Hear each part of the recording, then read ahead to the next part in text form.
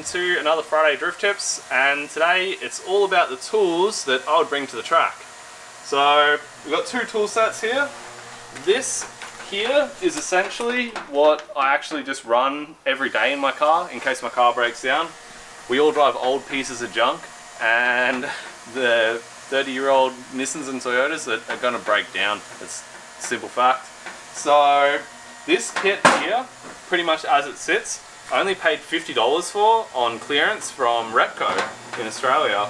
But it's just a basic toolkit. You wouldn't use this if you're an actual mechanic because all the ratchets are very average, and so are the sockets, but they're enough to get you by in an emergency, where your car breaks down.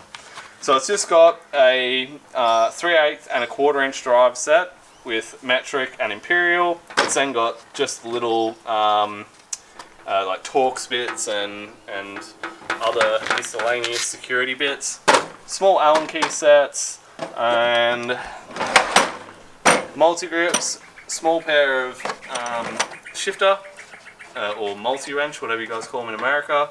I've got a blade. These are just crappy ratchets that came with it. I'll probably never use them. Side cutters, pliers, spanners. That's not a big enough spanner kit.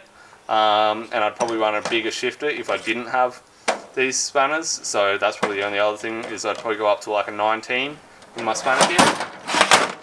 I got a whole heap of miscellaneous crimp connectors, fuses, little tiny these screwdrivers, but you probably never use them.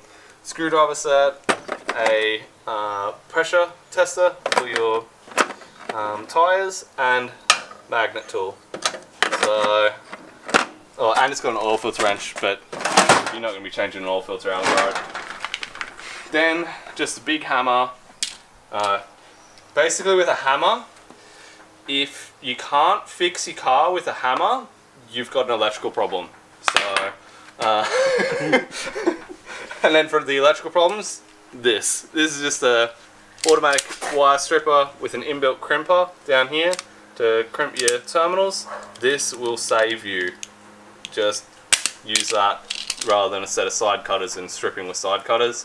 Some generic wire and a multimeter. For a daily driver, other than having some different size spanner kits, that is probably all that I would bring. And then this is what I do for any major work, which has larger spanner set. You could probably go a touch bigger or a big shifter for if you have to do wheel alignments and stuff.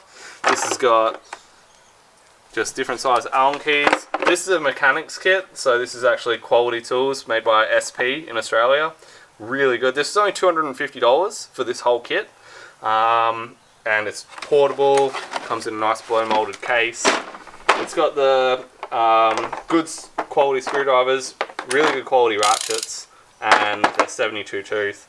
This is a 1/2 inch kit, side cutters, pliers, spark plug stuff, and spanners and Allen keys.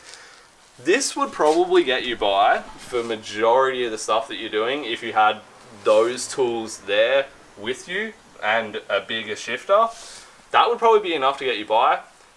I have this kit because it was only $50 and it's well and truly got enough to save me and get me out of trouble. Because pretty much if I can't fix it with that, I'm going to need parts anyway, and I'm not going to be able to fix it on the side of the road. So, but if you were going to a track day, essentially this is what I would bring. If you were going really far away for your track day, you could consider bringing a portable gasless MIG welder. That has saved me a couple of times as well at Matt's Story event. I actually had a guy weld up his tail shaft with it, so I don't recommend that, but he had to get all the way back 4 hours drive home, and that's what he did. So, and as far as I know, he made it. I didn't hear that someone died on their way home, so I guess he made it. Yeah, there's heaps of different varieties for toolkits, as you guys already know. But so long as you have this basic stuff that I've mentioned, that's pretty much all you need, apart from jack stands and a jack and that kind of stuff. Or if you have like lock nuts on your wheels, little things like that, that are specialized to you. Don't overcomplicate it, because as I said, you're going to need parts for anything more than what we have in these kits for tools.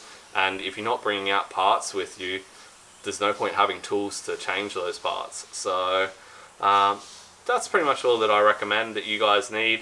And yeah, make sure you guys let us know in the comments anything that you think that I've forgotten, or that you guys recommend that you guys take instead. Especially if you're in America, because maybe you guys have different stuff over there with your imperial freedom metrics system. Yeah, like, I mean, you can bring a heap of stuff, like, and you can bring spares, like, you can bring oils and things like that, but you can bring it, but don't overcomplicate things. Your car's going to be weighed down enough with tyres and everything like that. If you can drive to the service station 10 minutes down the road and just buy oil to get you by, that's probably better than just loading up your car with every type of oil that you can possibly think of. So, yeah, pack light, because it's less to pack up when you're finished your weekend drifting. So, leave it at that, guys, and we will catch you next Friday.